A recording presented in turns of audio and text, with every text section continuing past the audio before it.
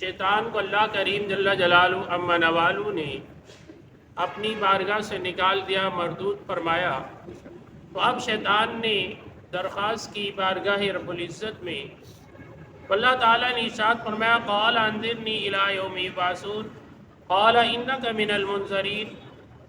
تو بولا مجھے فرصت دے، مہلت دے اس دن تک کہ لوگ اٹھائے جائیں۔ پھر فرمایا کہ تجھے مہلت دے، تو بولا تو تیری قسم اس کی کہ تو نے مجھے گمراہ کیا، میں ضرور تیرے سیدھے راستے پر ان لوگوں کی طاق میں بیٹھوں گا، پھر ضرور ان کے پاس آؤں گا، ان کے آگے، ان کے پیچھے، ان کے دائیں اور ان کے بائیں، تو ان میں سے اکثر وہ شکر گزار نہیں پائے گا۔ شیطان کی یہ مہلت لوگوں کے اٹھائے جانے تک طلب کرنا تھا تاکہ موت کی سختی سے بچ جائیں، لیکن شیطان کی یہ بات تو نہ مانی گی۔ البتہ پہلی بار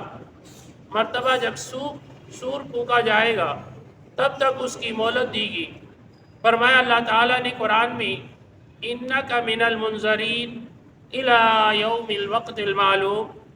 بے شک تجھے ایک مقررہ وقت تک یعنی پہلا نفخے تک مہلت ہے، یعنی پہلی مرتبہ سور پھونکنے پر شیطان بھی مر جائے گا۔ البتہ اس وقت تک اسے مہلت ہے کہ وہ چاروں طرف سے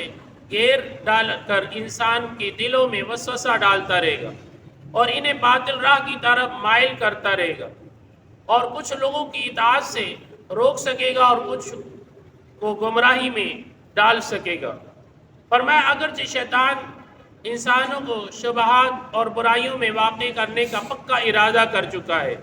اور اسے امید بھی تھی کہ وہ اپنے مقصد میں کامیاب ہوگا، لیکن پھر بھی اس نے کہا کہ تو ان میں اکثر کا شکر گزار نہیں پائے گا۔ اور دوسرے مقام میں اللہ تعالیٰ نے ارشاد فرمایا کہ نیک لوگوں پر شیطان اپنا داؤ نہیں چلا سکے گا اور عاجز ہو جائے گا اور کہے گا ربی